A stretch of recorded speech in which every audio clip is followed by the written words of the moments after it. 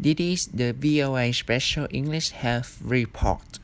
The international Red Cross movement drew out a major battle in a unification of Italy. The Battle of Solferino took place 150 years ago, in June of 1859. Volunteers from Red Cross and Restoration Society around the world gathered in Solferino to mark the anniversary. About 8,000 people marched in a talkless event called the Via Colata. They followed in the footsteps of those who took injured soldiers from Solferino to the nearest village, Catalino. Hanitan Shearia, National Youth Resident of Uganda Railroad Society, says the visit made him want to work harder to help people. He said he is going back to Uganda to work for humanity. He said when young people come together, they have the possibility of doing whatever it takes to make the world a better place. In the battle, a blind French and Sardinian troops defeated the Austrian army. About 6,000 men were killed and more than 30,000 were wounded. Yet, says with historian Francis Billon, the battle lasted only 12 hours.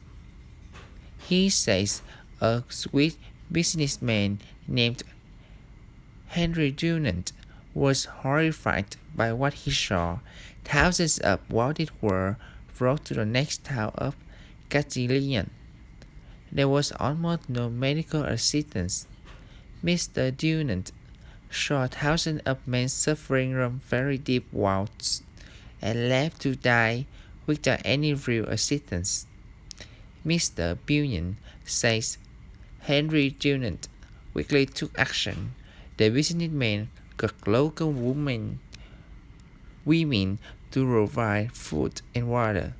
He also got them to treat the wounds of soldiers without concern for their nationality. Mr. Donald later wrote a book called A Memory of Solferino. In it, he launched two ideas.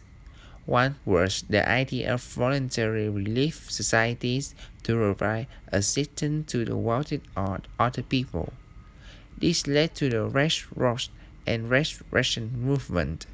The second ideas were a treaty protecting the wounded and medical personnel on the field of battle. This, explains historian Francis Billon, is the origin of the Geneva Conventions. Stephen Ryan is the communications officer for youth and volunteers at the International Federation of Red Cross and Restoration Societies. He says it is important to get young people involved in volunteer work at an early age.